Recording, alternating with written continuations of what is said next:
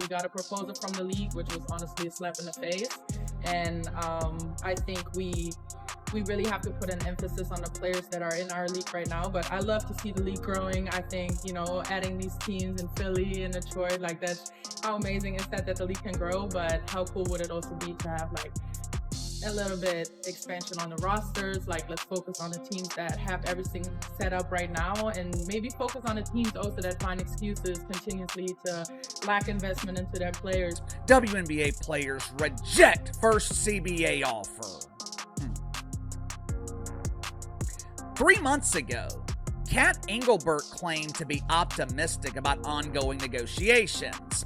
I guess all that optimism has suddenly disappeared.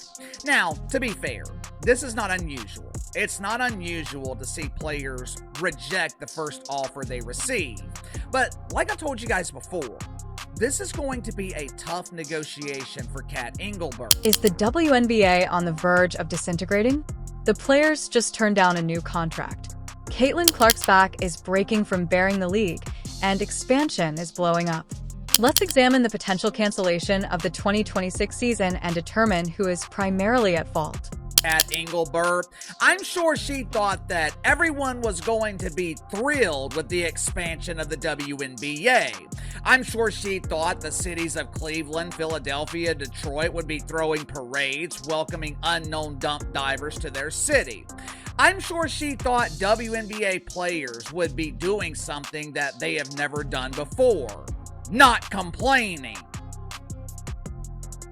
I'm sure the dump diva thought, the players have been demanding more money, so I've got the perfect solution. We'll open 3 new dumps, which will give players the opportunity to play more games. That way, they'll almost be above the poverty line. This idea is great! Let's begin by discussing what caused everything to blow up. The Players' Union's initial presentation for the upcoming collective bargaining agreement was delivered by the WNBA. Sounds typical, doesn't it? However, Phoenix Mercury player Sato Sabali didn't mince words. It was a slap in the face, as she put it. Let's be honest now. That goes beyond simple annoyance. Fire is that.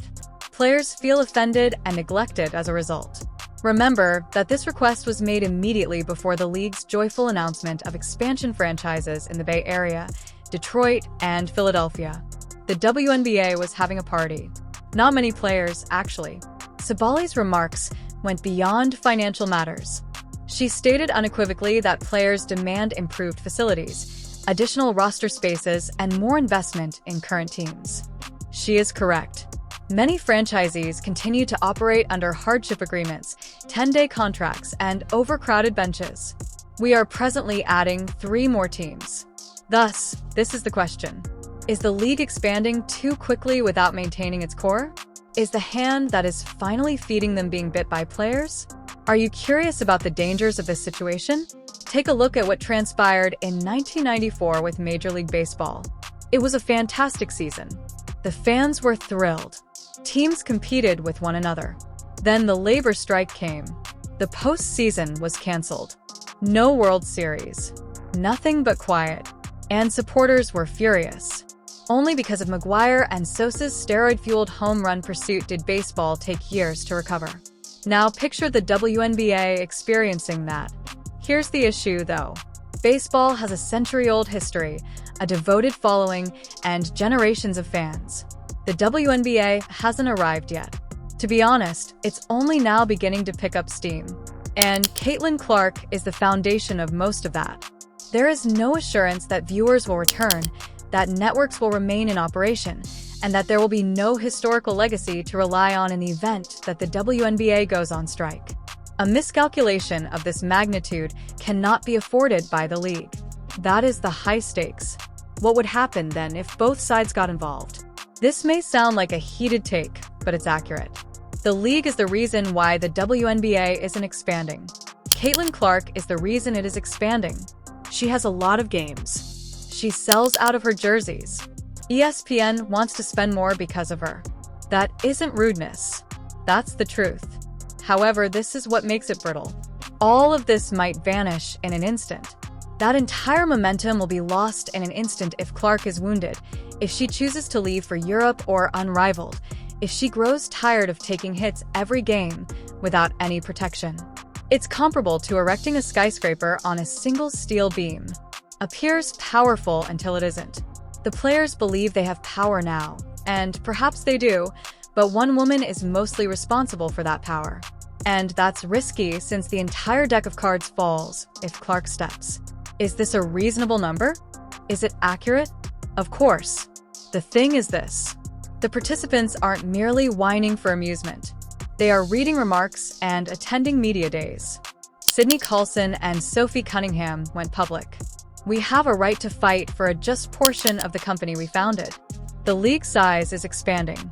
The number of attendees has increased. The ratings have increased. A new media agreement is imminent. Why not get compensated then? Here's the reverse side, though. The WNBA has yet to turn a profit. It hasn't made a profit in its nearly 3 decades in business. So, where is the money meant to come from when players demand million-dollar salaries and cutting-edge facilities? The reality is complex. Are athletes underappreciated? Of course. Do they contribute to the league's worth? Indeed. But are their requests even reasonable if the company is unable to meet them? Remember that next year, 80% of the players will be free agents. That's a lot of leverage. Leverage, however, only functions if the base is strong enough to support the weight, isn't it? What did the WNBA have to offer, then? Although we don't have official figures, there are claims that the league gave top wages of between $500,000 and $750,000, which is a significant increase for a league where the previous maximum was $250,000. That is treble the best deal available right now. However, it is said that players desire more. Some are aiming for base incomes of at least $1 million. Some even demand $2 million or more in superstar money. Here's the problem, though. Last year, the league earned slightly over $60 million. That is less money than the merchandise sales of one mid-tier NBA team. The math is your responsibility.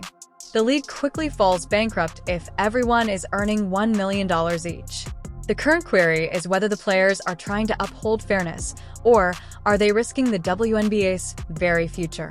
This week, Caitlin Clark experienced yet another moment of fame. She brought up the fact that players receive more money for winning the Commissioner Cup, a prestigious mid-season competition, than they do for taking home the WNBA title.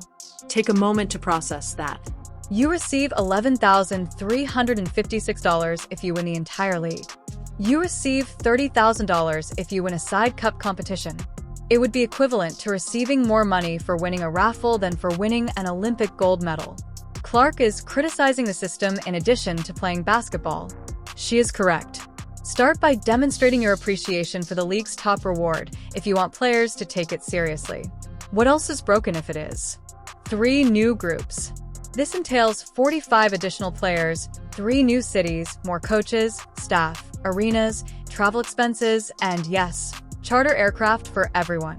That seems like progress, doesn't it? However, teams continue to struggle with locker rooms and practice gyms.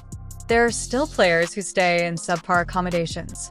Due to their extremely limited rosters, several organizations are still unable to even guarantee minutes for quality, healthy players. In just 4 years, the WNBA expanded the season by 12 games. It desires to attend 50 or 60 games. Do players feel prepared for that? Is the infrastructure in place? This is not a race. It's a marathon.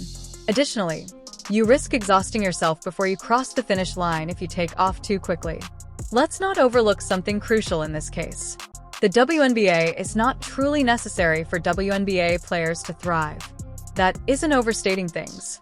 That is a fact. Many of these athletes already earn more money abroad than they do domestically.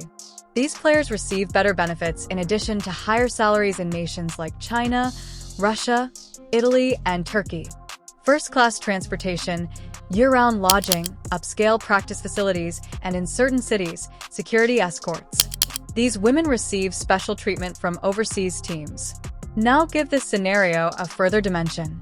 Unmatched.